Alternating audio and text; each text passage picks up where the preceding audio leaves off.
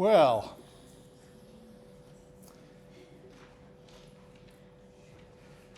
in some ways, delving into how life works at this level is, I mean, in almost all the ways, it's overwhelming.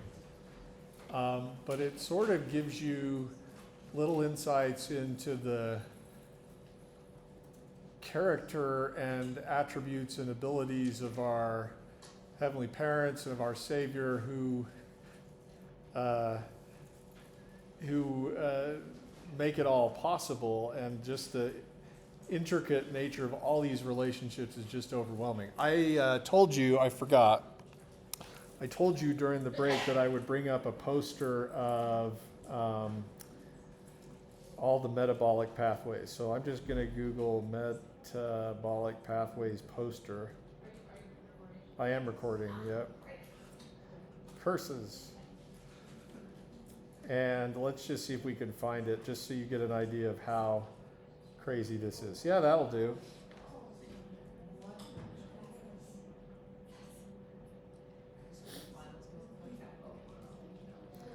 All right, so due to the revision process, the print and online versions are temporarily unavailable. Well, that's lame. So they have to review it. Let's see, that'll work.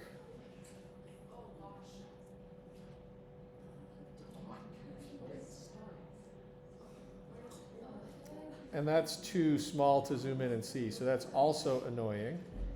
Let's try.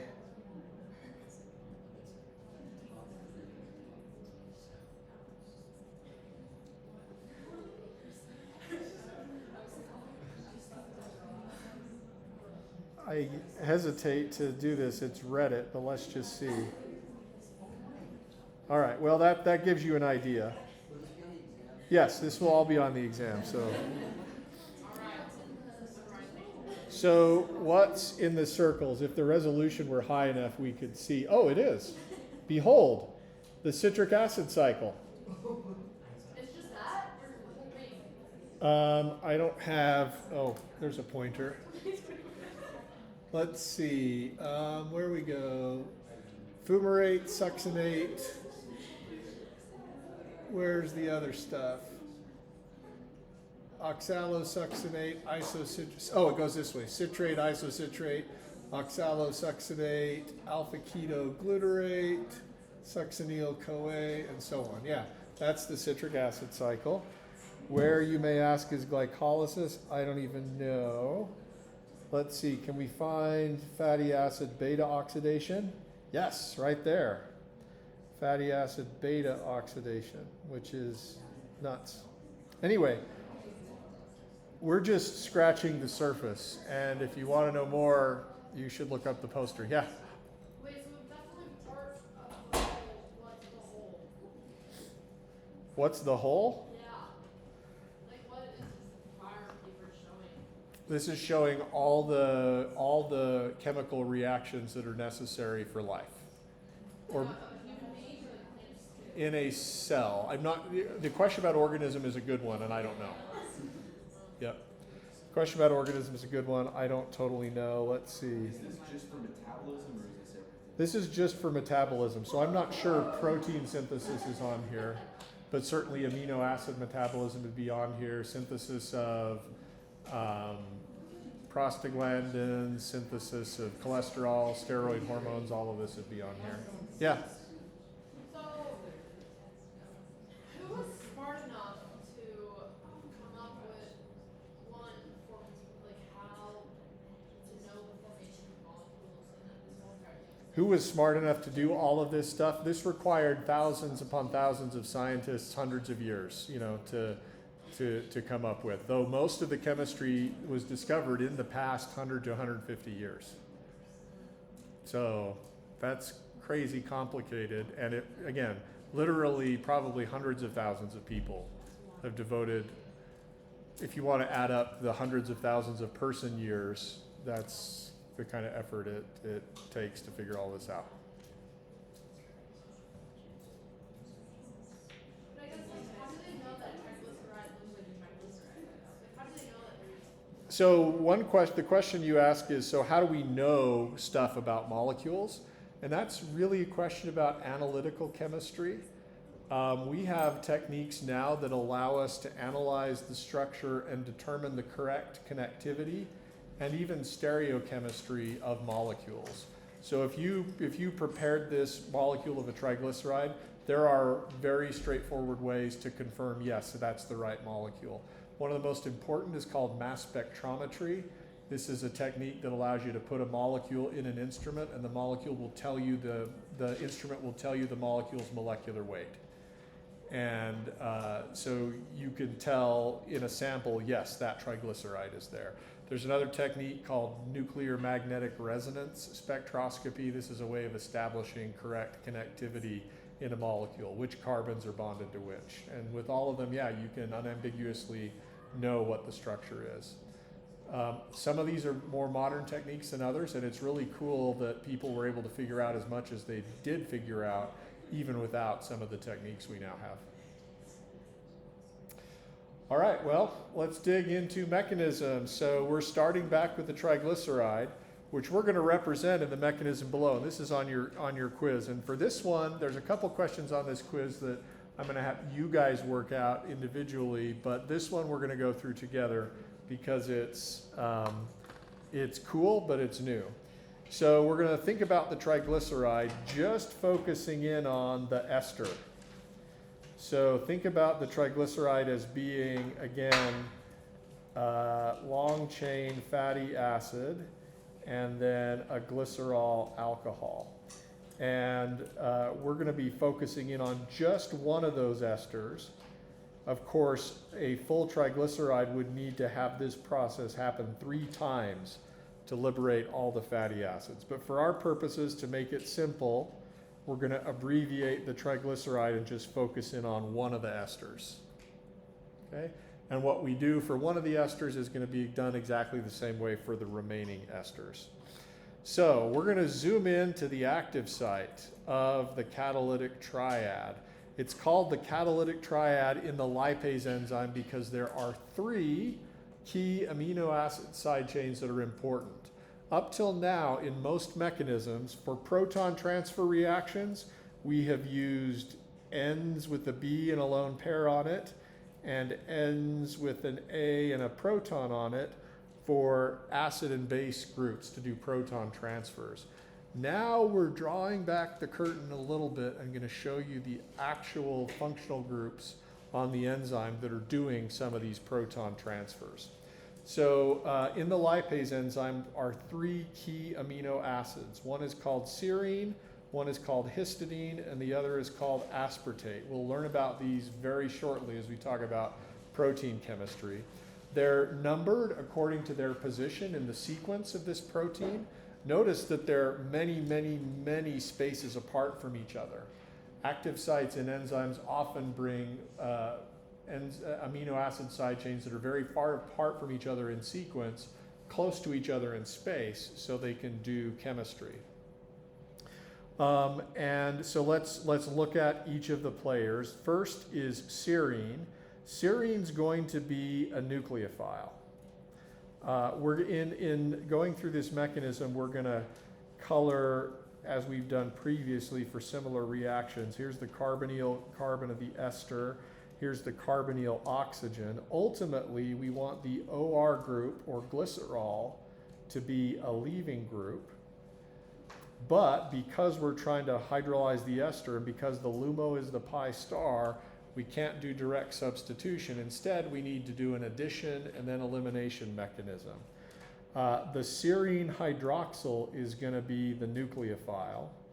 But you need an acid and a base, you need a base to remove the proton from serine. Now, if I gave you a pKa table, you could tell me, or if you remember, the pKa of alcohols is around 16. The base that's going to remove the proton from the alcohol is histidine.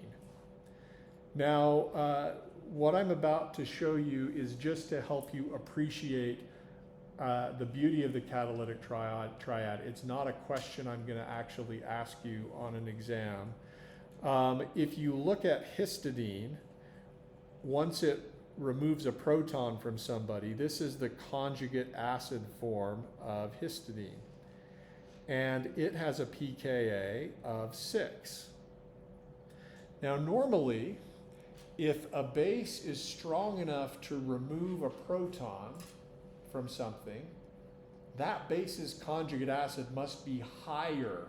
That base's conjugate acid must have a pKa that's higher than the pKa of the proton it's going to remove.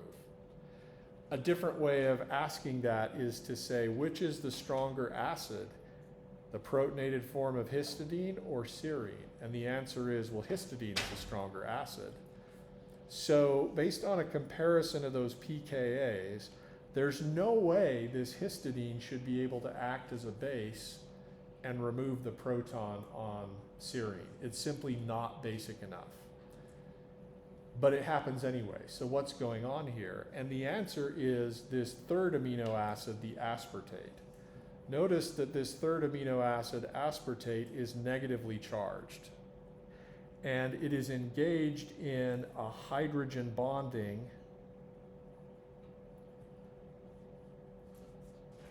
interaction with histidine. In fact, the hydrogen bond is short and strong, and it's almost as though the aspartate and the histidine nitrogen, the aspartate oxygen and the histidine nitrogen are evenly sharing that hydrogen. The presence of this negatively charged side chain makes histidine Sp176, the negatively charged Asp176, makes histidine 263 more electron rich and therefore more basic. So some of the magic that goes on in an enzyme active site is that the environment of a particular group will change how basic that group is so that it can remove a proton. Previously, as I've said, we've been willy-nilly about proton transfers with enzyme B and enzyme AH to do proton transfers, but here we're getting into some of the nitty-gritty, willy-nilly nitty-gritty. We got these sort of symmetric, so we're getting into some of the nitty-gritty with what those side chains are actually doing. The negatively charged aspartate is absolutely important. If it's not there, this doesn't work. And what it does is it makes the histidine a strong enough base to do this. So with that in mind, what we're going to do now is exactly the same as you've seen in similar reactions before. Enzyme base removes a proton from an OH group to turn it into a good nucleophile so that it can add to the carbonyl carbon and then break the carbon-oxygen pi bond with electrons moving out onto the oxygen. Okay, questions about that? If you're able to sort of relax your eyes a little bit, these details may be overwhelming, but the arrows should look very similar to you.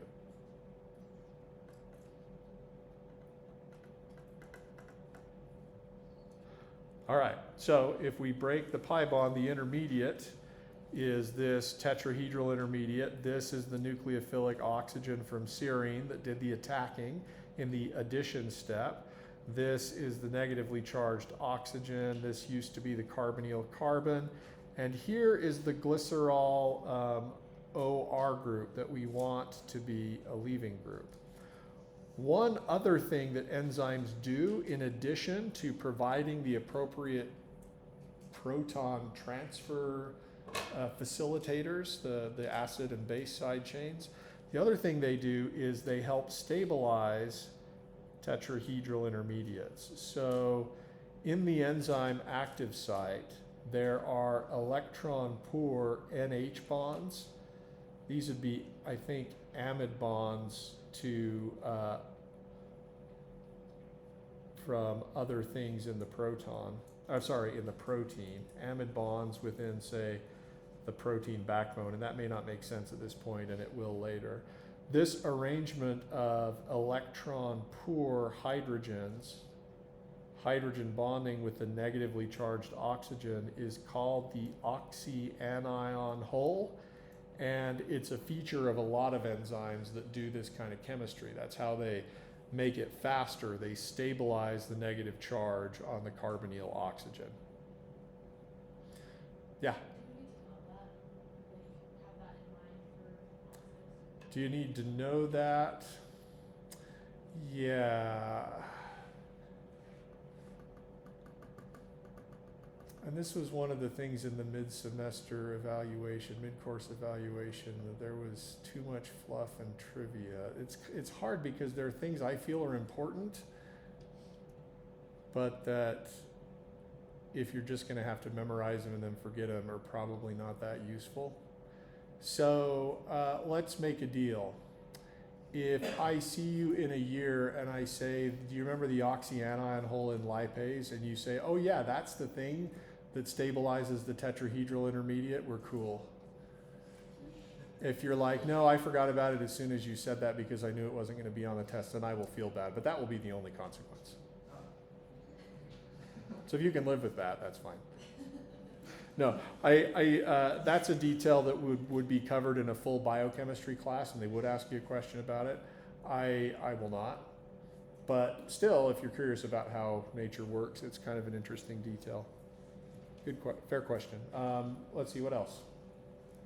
So we want to get rid of the OR leaving group from glycerol. So electrons are going to kick down from the negatively charged oxygen, and then the OR group from glycerol is going to leave, and as it does, it will pick up the proton that histidine removed from serine, and that proton transfer process helps the leaving group leave. So there goes glycerol, or at least one of the alcohols of glycerol as a leaving group. And what is now the remainder of your molecule, the carbonyl carbon and the carbonyl oxygen, and then the nonpolar tail, this is the fatty acid, is now involved in an ester linkage with the enzyme. So we just traded one ester in the starting material for another ester in the enzyme. The fatty acid is now covalently attached to an enzyme side chain. They call this the acyl enzyme intermediate. And once we continue through this process to the end, you're going to ask the question, why do you need the serine side chain to be involved at all? Why doesn't nature just use water from the beginning and skip all of these steps? The answer is, I don't know, but if it were faster, nature would have done it. So it must be faster this way. Okay. Questions about that acyl enzyme intermediate? Do you see how glycerol got left? The glycerol left, and the fatty acid chain is now covalently linked to our serine oxygen. Yeah. So, to clarify, it's now just the same thing again, but with a different ester? Yeah, we started with the triglyceride ester, now we got a new ester. Now our task is to liberate the fatty acid from the enzyme by using water as a nucleophile. Yeah. So at this point, that carbonyl group is, and the nonpolar tail is off of the main triglyceride. It's off the main triglyceride, but it's on the enzyme. Good. So now from our point of view, in order to release the fatty acid, we're going to need the alcohol of serine to now be the leaving group, and we're going to use water as the nucleophile. The mechanism here is going to be exactly the same as when we used the enzyme serine as a nucleophile. That is, histidine acts as a base to deprotonate water. The water OH group attacks the carbonyl carbon. We get a tetrahedral intermediate. And then, in the next step, the desired leaving group of the serine alcohol side chain is going to get kicked off by the negatively charged oxygen in the tetrahedral intermediate. And as it's leaving, it's going to pick up a proton from histidine. That liberates our carboxylic acid. Now we've got a free fatty acid that's able to drift off into solution, and importantly, the enzyme is back to the starting state. That may seem trivial or obvious. It's actually crucially important because enzymes as catalysts need to not be affected by the reaction. They make the reaction faster, but they're neither produced nor consumed. They end up where they began. All right, so hopefully you can see how the first step of this was really just proton transfer and nucleophilic addition, and then this was elimination plus proton transfer. Hopefully you're able to see that those labels also apply to the next two reactions. This is proton transfer and then addition, and then the next reaction is elimination, followed by proton transfer. Okay, that's lipase. That catalytic triad, actually, when nature finds something that works, boy, does it use it. So there are a whole class of enzymes like lipases that break ester bonds. They are called serine hydrolases. And again, that's just enrichment. Again, a year from now, if I see you on the street and I say, hey, do you remember how serine hydrolases work? And you say, dude, yeah, that's the catalytic triad. I'm going to feel happy, but I'm not going to ask you about what a serine hydrolase is on a test. I will ask you about the catalytic triad, though, and you will need to know the mechanism for how it works. But there's a whole other class of enzymes that involve the same catalytic triad. They are called serine proteases, and their job is to hydrolyze not esters, but amides. So chymotrypsin and some other gastrointestinal proteases that break up proteins in your stomach, they use this same mechanism. Nature uses this all the time, and it's kind of cool. All right, any questions about that? Go ahead. What part of the metabolism is this? What? What part of the triglyceride metabolism? This is at the very beginning. This is what breaks the triglyceride into glycerol and 3 fatty acids. Yeah. So you said we need to know the triad, we need to know, like the hydrogen bond is what allows the histone to act as a triad? Yeah, I want you to know that the hydrogen bond between aspartate and histidine is what allows histidine to be a good enough base to deprotonate OH groups. Okay. I'll say that again. I think some of you may care. You will need to know that aspartate is what makes the hydrogen bond between aspartate and histidine is what makes histidine a good enough base to deprotonate an OH group. Okay, a lot of hands. Go ahead. What part of triglyceride is this?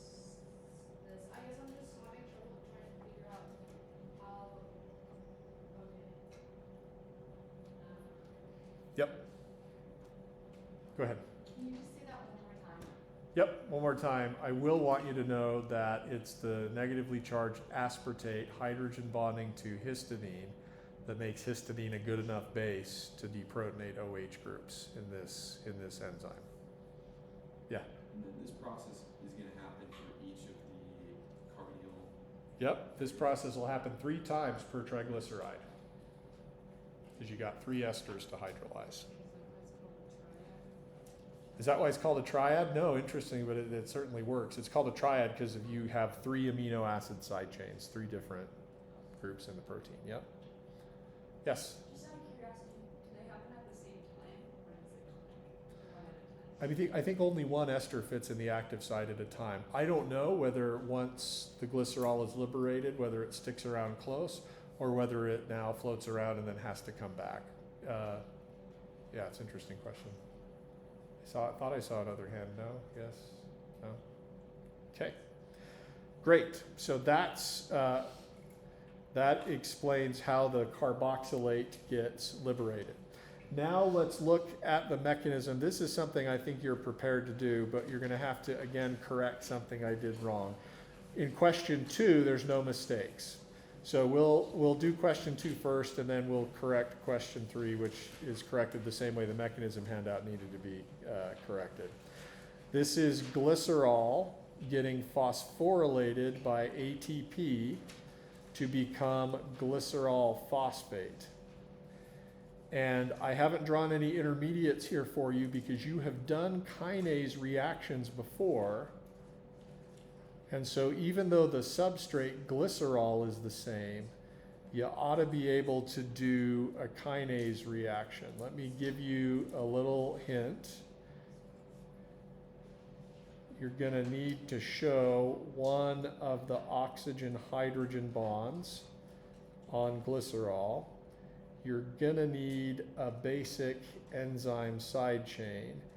And then you're going to need to show at least the gamma and the gamma and the beta phosphate groups of ATP.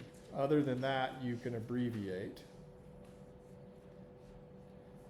I don't think I'll label any colors at this point I won't try to clue you into where is going to be attacked by what and how to make this happen, but that's a good starting point for how this process happens. So go ahead and take a few minutes based on what you know. If you need to consult your notes from 5 or 6 days ago when we were talking about glycolysis and kinase reactions, go ahead and do so. But take a couple minutes and see if you can work your way through this.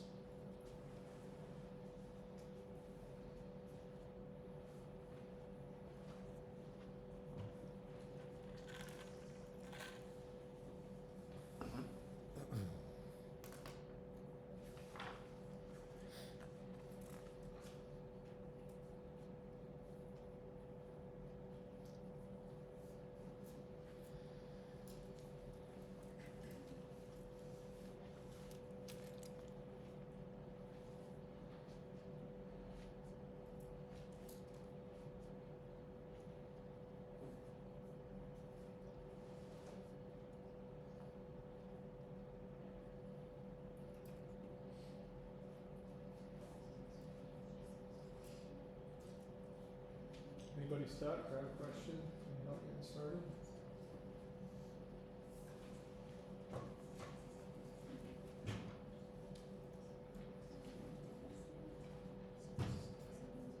Yeah, that's a mistake.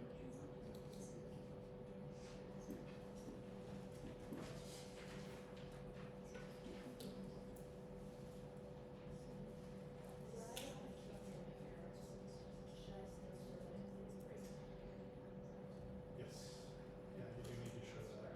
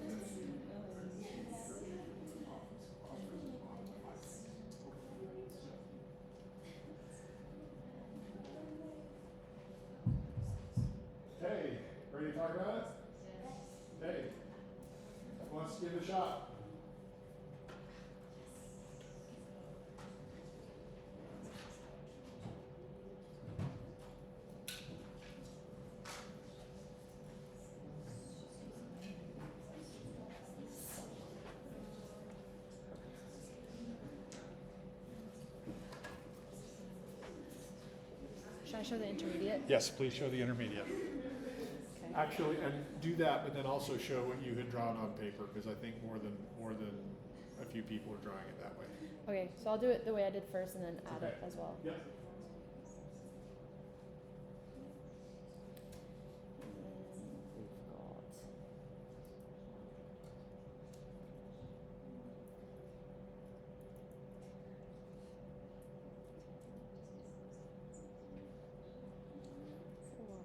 All right, so, do you want me to draw the intermediate? yeah, so let's, hold on, how many of you have drawn the mechanism this way? Okay, that's okay. Sometimes you will see people, I mean, I understand what you mean by that, and I've seen textbooks where people do that. This is shorthand for what's going on. The two arrows, one going up to the oxygen and the other coming down, are communicating that you know there's an intermediate, there's an addition of the nucleophile to the phosphorus, the pi bond breaks, you get an intermediate where phosphorus is bonded to 5 things. I call that a pentavalent intermediate, and electrons kick down and the leaving group leaves. Doing this is what's done sometimes in textbooks is an attempt not to have to draw the molecule again, which is fine because I know what you mean and you know what you mean, and the fact is that you have those two arrows, one going up and the other coming down, critically communicates that you know this is not direct substitution, but rather addition and elimination. Am I making sense? Mm-hmm. But I can't bring myself to do that on an exam. So on an exam, you will not see a correct step that looks like that. You'll see what, and just now I'm going to draw. So you'll see,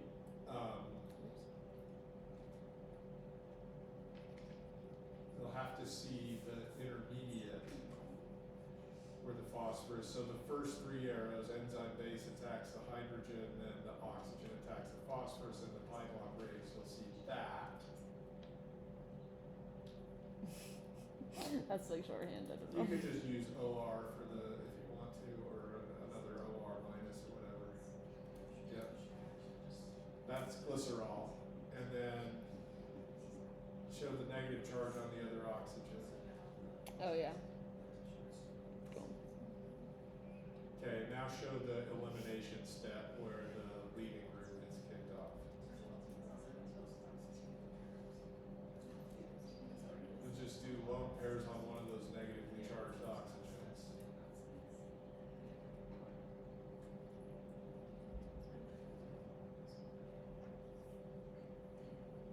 Oh wait, you mean like, okay, hold on. Yeah, good.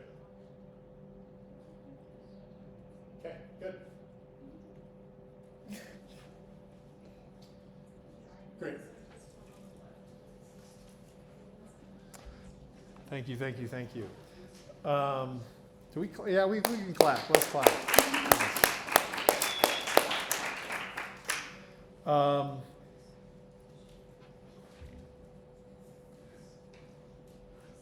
So just to make this a little bit clearer, I'm going to put ADP here so we know that that's the ADP leaving group. And then I'm just going to use an OR here for the rest of glycerol. And then that will lead directly to that product. There was some question about whether or not the gamma phosphate group on ATP should have had a proton or be the dianion. That part doesn't matter at physiological pH. Phosphate groups are a mixture of mono and dianions, so you can have the OH group there or not. To be consistent with how it looks in the product, I probably should have left an OH group on it. So if that was confusing to you, I'm sorry. The important part is that the phosphate groups gets attached, transferred. The gamma phosphate group gets transferred to glycerol. And then what I'll do is I'll just erase those 2 arrows to show formation of that intermediate, which is a pentavalent intermediate. And then I'm going to add the note that this is an addition step and that this is an elimination step. And if you want to do the up and then down to do that shorthand in your notes, that's fine as long as you remember there is an intermediate. and as long as you're prepared to recognize that intermediate on an exam. Does that make sense? Okay, any other comments about that one? Okay, next one is an NAD plus mediated oxidation. So you practiced this last time. This, if you're getting used to this, this maybe should be a little bit more straightforward. That mistake is the same one that was present on the handout. This dihydroxyacetone phosphate, as you can see, uncorrected, it's an alcohol. That doesn't make any sense. Scribble out the OH and put a pi bond there. That needs to be a ketone. Sorry about that mistake.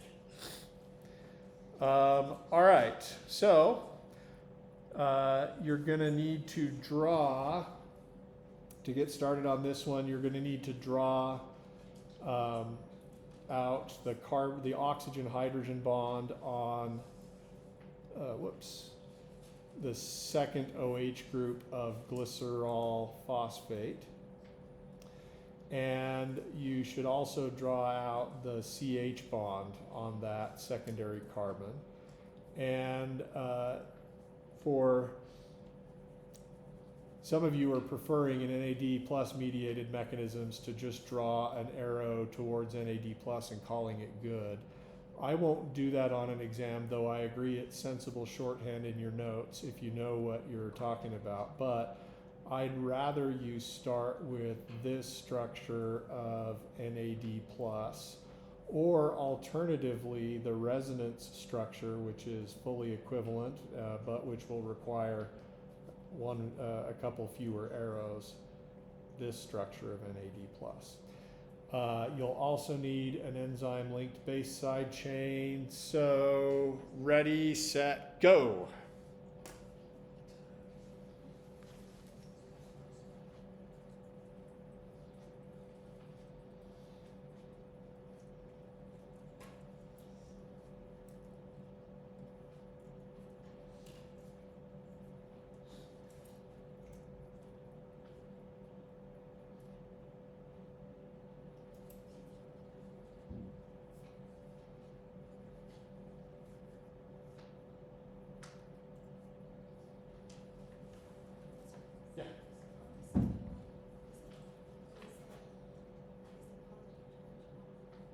Oh, yeah.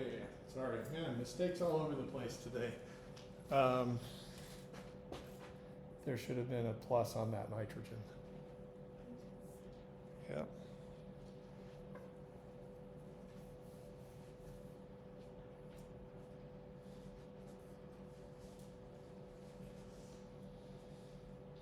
Everybody stuck? Yeah.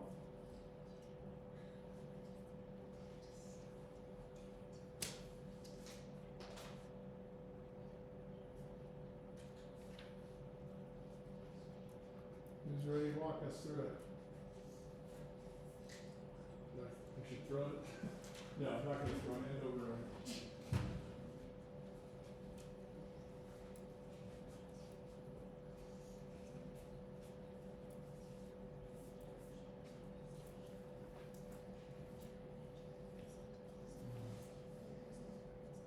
Okay, so these electrons are going to attack this hydrogen, which is going to form a double bond here. Am I starting it right? So, we actually talked about this, I think it was yesterday.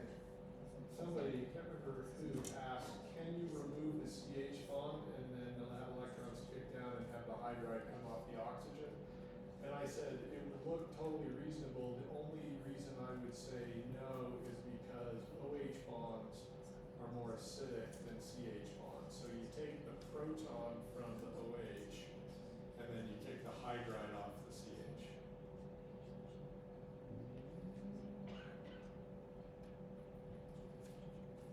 Let's see.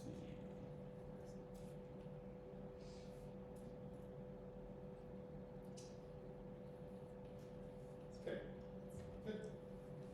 Do you want me to draw? No, the products are already shown above. So that's it. That's an NAD plus mediated oxidation.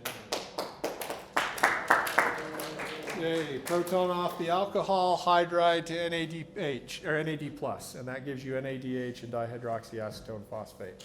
Good. So I hope you're starting to see that enough so that when you see NADH happening, you're like, okay, don't need to be overwhelmed by that. I've seen that before. By the way, if some of this stuff is well, all of this stuff is definitely challenging. If you need extra practice, instead of staring at the key to the quiz, just print out the blank quiz again, or at least have it on a screen in front of you. With the sheet of paper, try working through the mechanism again without help and see if you can train on that. Some of this stuff is just going to require you to sit down and draw it out multiple times until it starts to make sense. And if there are steps in it that don't make sense, that's when you want to talk to me or one of the TAs and see if we can help you along. All right, so if you're looking at where we have been today, we have talked about hydrolysis of the triglyceride. We've been through that mechanism to give glycerol and the fatty acid carboxylate. And then we have done the glycerol kinase reaction to put the phosphate group on glycerol. And then we did the NAD plus mediated oxidation to dihydroxyacetone phosphate. That then, dihydroxyacetone phosphate goes to step 5 of glycolysis. Now we're ready to start talking a little bit about what happens to the carboxylate, and this is the last question on your quiz. We'll get started on this and then maybe we'll pause halfway. This is something that is difficult enough, and it's going to involve addition and elimination steps like you've seen before, so the pattern is pretty simple, but the players are a little bit different. So we're going to start with the fatty acid carboxylate and ATP, and the products are going to be AMP and the fatty acyl-CoA. Along the way, 2 phosphate groups get removed from ATP. So for this discussion, it's going to be helpful to label the phosphate groups as alpha, beta, and gamma. And we will point out that we make an intermediate in which the carboxylate is attached to the alpha phosphate group, and the beta and gamma phosphate groups are kicked off as a leaving group. This is unusual. In typical kinase reactions, the nucleophile, which is here the carboxylate, in a typical kinase reaction, the nucleophile attacks the gamma phosphate. This is different because we're going to see the fatty acid carboxylate nucleophile is going to attack the alpha phosphate group. This kind of an enzyme is called a synthetase. I've been asked in previous semesters, do all synthetases involve attack of nucleophiles at the alpha phosphate group? And I don't know the answer to that, so I can't tell you. But we could look it up, and maybe I will. Who am I kidding? I'm not even going to think to do that, so it will just remain unknown to us.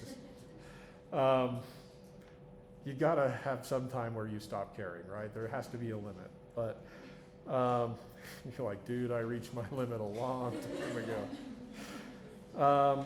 These 2 beta and gamma phosphate groups are going to be the leaving group, and the electrophilic phosphorus is going to be the alpha phosphorus. So in the first step of this reaction, the carboxylate oxygen attacks the alpha phosphorus, and you break the bond. And that'll be all we're good for today. We'll start in on Monday on this, then we'll do beta oxidation. Yes? Oh, yeah. Just real quickly, there was a question I forgot on problem set 5, which I'm going to have to find for you real quickly. Uh-oh. What day was that?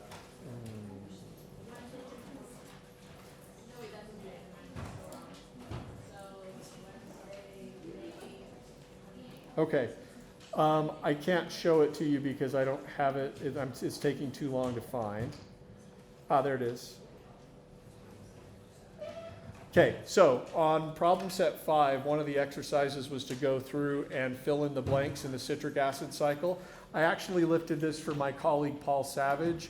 who taught, and he's not wrong, that aconitase isomerizes citrate to isocitrate without showing. I know that when he taught his class, he likely showed the intermediate aconitate, but in his class, filling in the blanks went straight from citrate to isocitrate. That would explain this introduction about how B has the R configuration at one stereocenter and the S at the other. None of those instructions make sense if you're trying to draw a conotate there. So sorry about that. I will want you to know the structure of a conotate, but because I cut corners here, it should be isocitrate in this column. Sorry. I'm apologizing all the time today. I'm just sorry, okay? I hope you have a great weekend, and I'll be sorry if you don't.